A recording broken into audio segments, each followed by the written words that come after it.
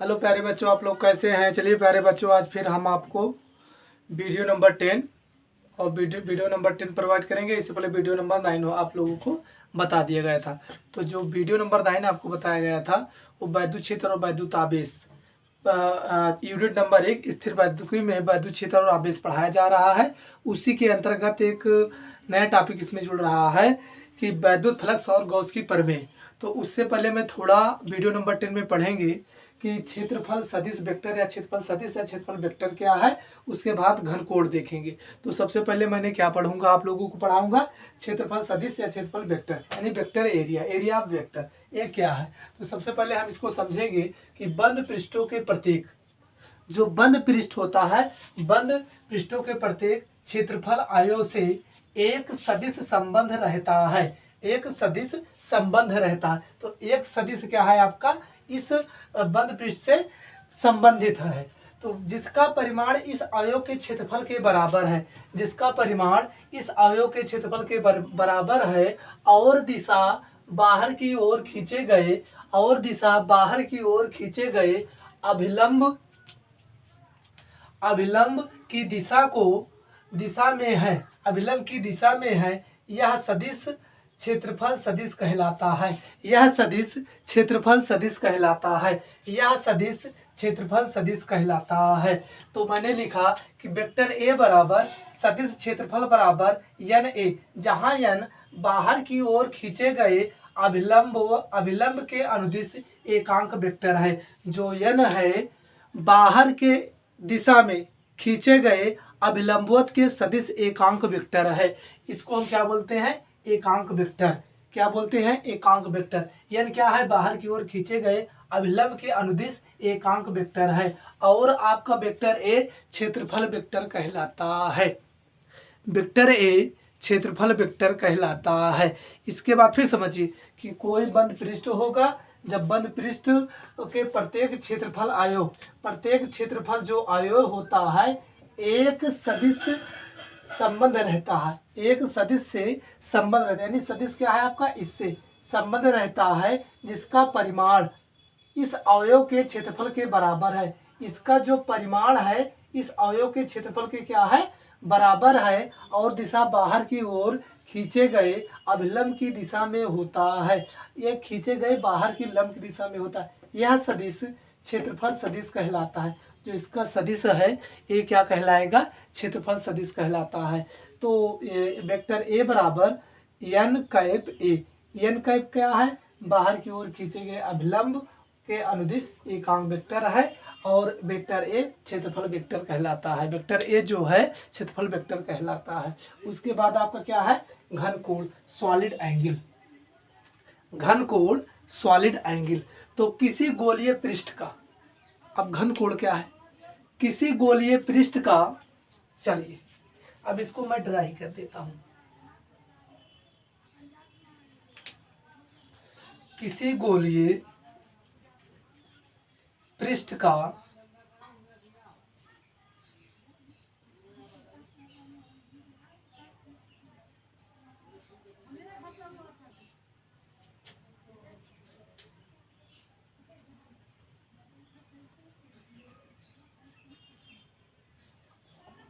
इसका देखिए, इसकी जो त्रिज्या है वो क्या है, स्मॉल आर, और यहाँ जो कोण बनेगा वो डी ओमेगा बनेगा और क्षेत्रफल वेक्टर क्या होगा, डी ए होगा और ये बिंदु क्या होगा, ओ होगा।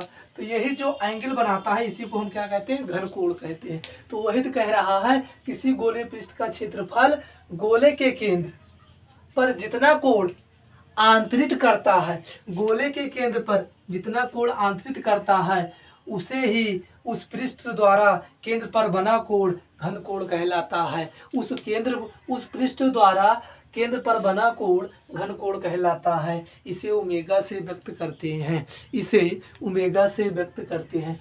किसी गोलीय पृष्ठ का क्षेत्रफल गोले के केंद्र पर जितना कोण आंतरित करता है उसे उस पृष्ठ द्वारा केंद्र पर बना कोण घनकोण कहलाता है। इसे ओमेगा से व्यक्त करते हैं। अब फिर मैंने लिखा यदि गोलीय पृष्ठ की त्रिज्या स्मॉल आर हो तब डी ए, ये क्या है आपका, दिए क्षेत्रफल द्वारा केंद्र पर बना घन कोण डी ओमेगा हो तो डी ओमेगा यानी घन कोण डी ओमेगा बराबर डी ए अपान आर का स्क्वायर। डी ए क्या है? इसका क्षेत्रफल है। तो घन कोण का मात्रा क्या होता है? स्टेरेडियन होता है। जो घन कोण का मात्रा क्या होता है? स्टेरेडियन होता है। मैंने इनको लिख दिया। ये क्या है? आर का स्क्वायर है। ये क्या है आपका? आर का स्क्वायर है।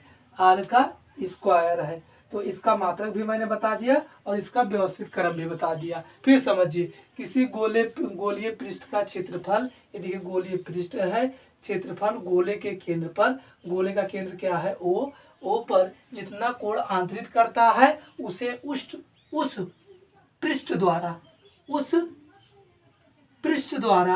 केंद्र पर बना कोण घन कोण कहलाता है। इसे ओमेगा से व्यक्त करते हैं। तो यदि गोलीय पृष्ठ की त्रिज्या स्मॉल आर हो तो डी ए क्षेत्रफल द्वारा केंद्र पर बना घन कोण डी ओमेगा हो तो घन कोण डी ओमेगा बराबर डी ए अपान आर का स्क्वायर।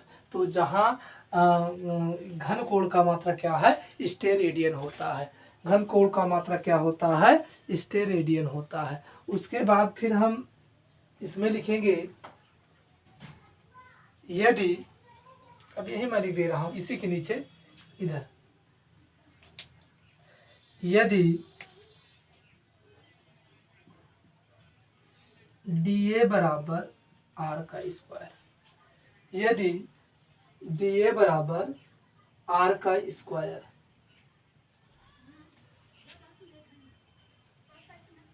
हो तो, डी ए बराबर आर का स्क्वायर हो तो डी ओमेगा बराबर आर का स्क्वायर बटा आर। देखिए डी ए का स्थान क्या हो जाएगा? आर का स्क्वायर, नीचे आ रहा है तो आर से क्या हो जाएगा? कैंसिल हो जाएगा। तो डी ओमेगा बराबर 1, या इसको हम लिख सकते हैं ओमेगा बराबर क्या? 1, या ओमेगा बराबर 1। ओमेगा का मात्रा क्या हो जाएगा?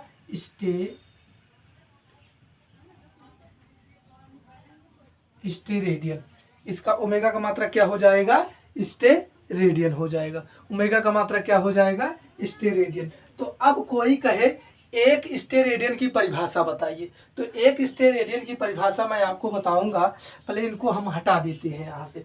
जब इनको हम हटा देंगे तो देखिए एक स्टेरेडियन की परिभाषा क्या आ जाएगी। तो एक स्टेरेडियन की परिभाषा मैं आप लोगों को बता रहा हूँ। तो एक स्टेरेडियन की परिभाषा मैं आपको बता रहा हूँ। तो प्यारे बच्चों, आप लोग चैनल को सब्सक्राइब करते रहिए, लाइक करते रहिए और शेयर करते रहिए। तो लिखेंगे, एक स्टेरेडियन वह घन कोण है जो गोलीय पृष्ठ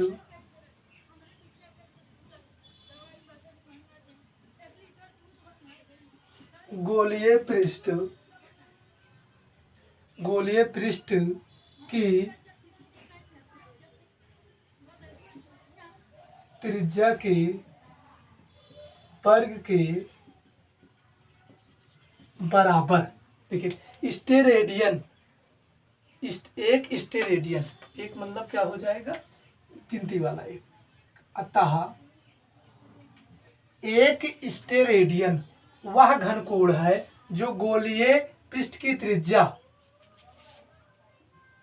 आर के वर्ग के बराबर, आर के वर्ग के बराबर क्षेत्रफल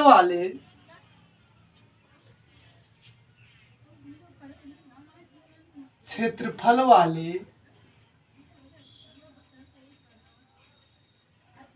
गोले के केंद्र पर आंतरित करता है, आंतरित करता है, आंतरित करता है।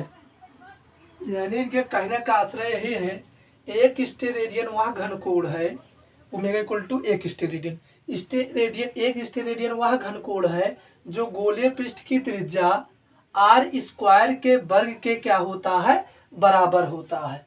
क्या होता है, बराबर क्षेत्रफल वाले गोले के केंद्र पर आंतरित करता है। इसके गोले पर क्या करता है, आंतरित करता है। उसके बाद फिर आपने फिर लिखेंगे संपूर्ण गोले के पृष्ठ का क्षेत्रफल, संपूर्ण गोले के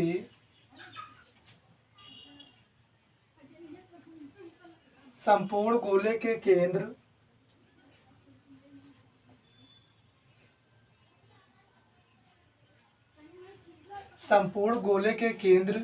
संपूर्ण गोले के पृष्ठ का क्षेत्रफल ए बराबर 4 pi R square, 4 pi R square. जो गोले का क्षेत्रफल होता है, जो गोले का क्षेत्रफल होता है, वो गोले के संपूर्ण पृष्ठ का क्षेत्रफल होता है, उसका मान होता है कि 4 पाई आर स्क्वायर। आप लोग कक्षा 10 और 11 में पढ़े होंगे। तो क्षेत्रफल ए बराबर 4 पाई आर स्क्वायर हो जाएगा। तो अब लिखेंगे गोले के संपूर्ण पृष्ठ द्वारा, गोले के संपूर्ण पृष्ठ द्वारा केंद्र पर आंतरित घन कोण डी ओमेगा बराबर ए अपान आर का स्क्वायर। तो ए की वैल्यू क्या है, 4 पाई आर स्क्वायर। तो डी ओमेगा बराबर 4 पाई आर स्क्वायर बटा आर स्क्वायर। तो आर स्क्वायर कट जाएगा। तो डी ओमेगा बराबर 4 पाई स्टे रेडियन। डी ओमेगा बराबर 4 पाई स्टे रेडियन, या डी हटेगा तो ओमेगा बराबर 4 पाई स्टे रेडियन हो जाएगा, 4 पाई स्टे रेडियन हो जाएगा। तो उसके बाद हम अगली हेडिंग पढ़ेंगे। देखिए मैंने क्या लिखाया कि इसका जो परिभाषा लिखा है घनकोण का, ये अभी आगे आपको प्रूफ में मिलेगा कि किसी गोलीय पृष्ठ का क्षेत्रफल गोले के केंद्र पर जितना कोण आंतरित करता है उसे उस पृष्ठ द्वारा केंद्र पर बना कोण घनकोण कहलाता है। इसे ओमेगा से व्यक्त करते हैं। यदि गोलीय पृष्ठ की त्रिज्या स्मॉल आर हो तो क्षेत्रफल डी ए द्वारा केंद्र पर बना कोण डी ओमेगा हो तो घन कोण डी ओमेगा बराबर डी ए अपान आर का स्क्वायर। फिर मैंने कहा कि डी ए बराबर आर स्क्वायर हो तो डी ओमेगा बराबर, अब ए के स्थान पे मैंने क्या रख दिया, आर का स्क्वायर बटा आर का स्क्वायर, दोनों कट के कैंसिल आउट हो गए तो 1 आ गया। डी ओमेगा बराबर 1 या ओमेगा बराबर 1। तो ए ओमेगा का मात्रा क्या होता है, स्टेरेडियन, मैंने उसको लिखा। फिर मैंने कहा कि अतः एक स्टेरेडियन की परिभाषा क्या होगी। तो एक स्टेरेडियन वह घनकोण है जो गोलीय पृष्ठ की त्रिज्या आर के वर्ग के बराबर क्षेत्रफल वाले गोले के केंद्र पर जो कोण आंतरित करता है उसे ही हम लोग क्या कहते हैं, एक स्टेरेडियन कहते हैं। तो संपूर्ण गोले के पृष्ठ का जो क्षेत्रफल होता है ये बराबर क्या होता है, 4 पाई आर स्क्वायर। तो अब ये आपका देखिए अर्धगोले पर, यानी कि यहाँ पे निकला था। अब संपूर्ण गोले के केंद्र पर बना आंतरिक घनकोण, अभी तक यहाँ क्या हुआ था, गोलीय के पृष्ठ पर मेरा निकल के आया था घनकोण। अब संपूर्ण गोले के केंद्र द्वारा केंद्र पर बना आंतरिक घनकोण या गोले के संपूर्ण पृष्ठ द्वारा केंद्र पर बना आंतरिक घनकोण डी ओमेगा बराबर ए अपान आर का स्क्वायर। तो ए क्या है आपका, यहाँ 4 पाई आर स्क्वायर है तो मैंने इसको रखा, आर से आर काटा तो डी ओमेगा बराबर 4 पाई स्टेरेडियन या ओमेगा बराबर 4 पाई स्टेरेडियन। तो आपका ये समाप्त हो गया। इसके बाद मैं आपको पढ़ाऊंगा समतलीय कोण। इसके बाद मैं आपको क्या पढ़ाऊंगा, समतलीय कोण। तो इनको हम हटा देते हैं, इनका कोई यहाँ वो नहीं है। अब इसके बाद आप लोग हेडिंग डालेंगे समतलीय कोण। क्या हेडिंग डालेंगे, समतलीय कोण। तो आप लोग जल्दी से हेडिंग डाल लेंगे, समतलीय कोण डाल लेंगे, हेडिंग समतलीय कोण डाल लेंगे। हेडिंग क्या डालेंगे आप लोग, समतलीय कोण।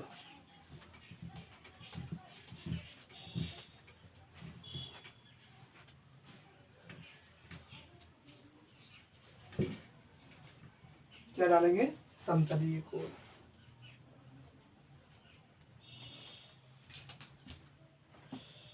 तो समतलीय कोण हेडिंग डालेंगे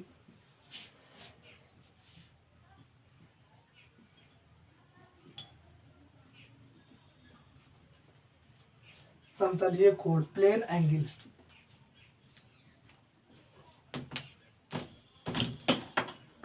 प्लेन एंगल।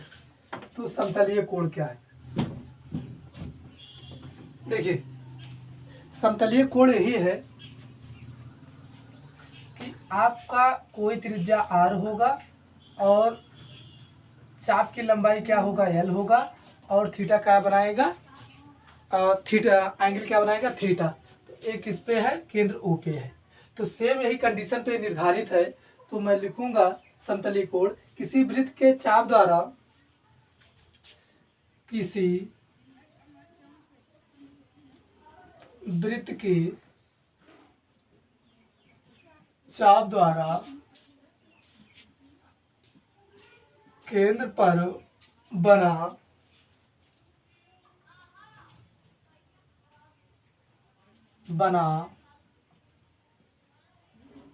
माने आंतरित करना, आंतरित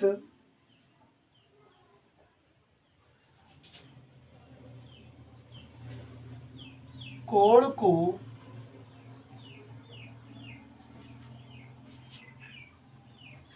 समतलीय कोण कहते हैं, समतलीय कोण कहते हैं। इसे थीटा से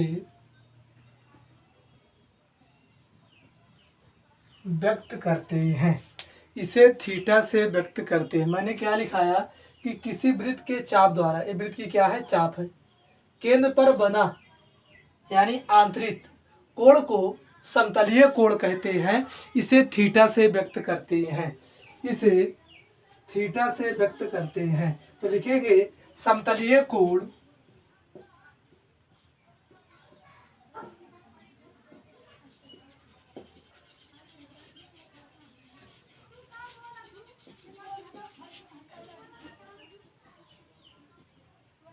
लंबाई बटा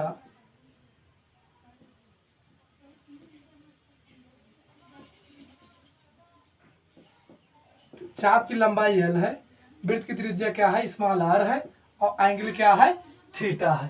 तो थीटा बराबर हो जाएगा l बाई आर।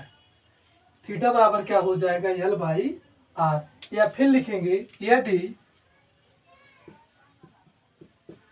r बराबर, यदि l बराबर r हो तो थीटा बराबर r बटा r बराबर कितना, थीटा बराबर 1। अब थीटा का जो मात्रक होता है, कोण का जो मात्रक होता है वो रेडियन होता है, कोण का जो मात्रक होता है वो क्या होता है, रेडियन होता है। जो कोण का मात्रक होता है उसे हम क्या कहते हैं, रेडियन कहते हैं। तो कोण का जो मात्रक हो जाएगा रेडियन हो जाएगा। तो अब एक रेडियन की परिभाषा, अब क्या हेडिंग डालेंगे, एक रेडियन की परिभाषा। एक रेडियन किसे कहते हैं, एक रेडियन। तो एक रेडियन की परिभाषा क्या होगी, तो लिखेंगे एक रेडियन वह समतलीय कोण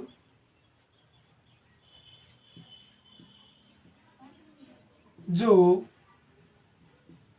वृत्त की त्रिज्या के, जो वृत्त की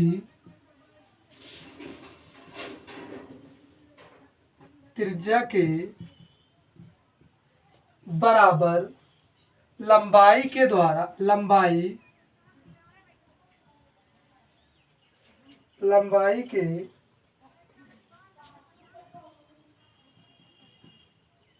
चाप द्वारा वृत्त के केंद्र पर, वृत्त के केंद्र पर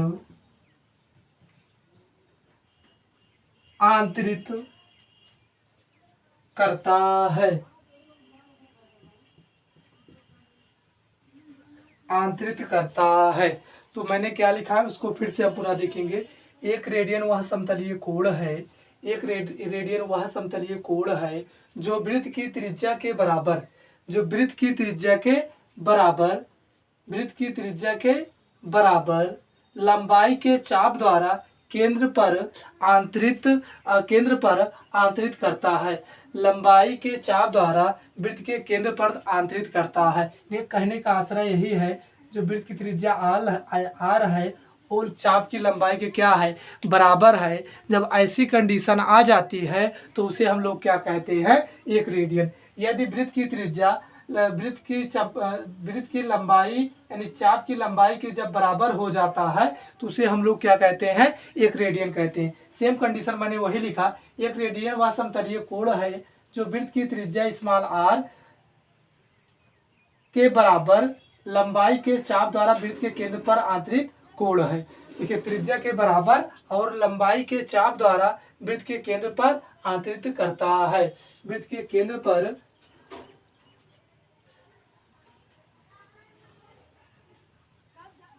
आंतरित करता है। तो अगली जो हेडिंग है आपकी, वैद्युत फ्लक्स की अवधारणा और वैद्युत फ्लक्स की परिभाषा। इसको हम आप लोगों को कल बताएंगे, क्योंकि ये हेडिंग मैं आप लोगों को कल बताऊंगा। तो ये जो हेडिंग थी ये किसका बेसिक था। इसके बाद जो कल आप लोगों को हेडिंग पढ़ाया जाएगा, अगली वीडियो आप लोगों को प्रोवाइड कराया जाएगा। तो वीडियो नंबर जो आपकी 11 रहेगी उसमें मैं आपको वैद्युत फ्लक्स क्या है, इसका मात्रा क्या है, इसका बीमा क्या है, उसको आप लोगों को ड्राइव करेंगे।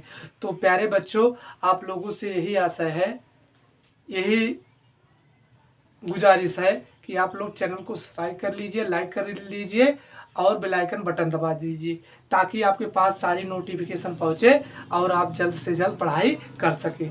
तो थैंक यू, धन्यवाद।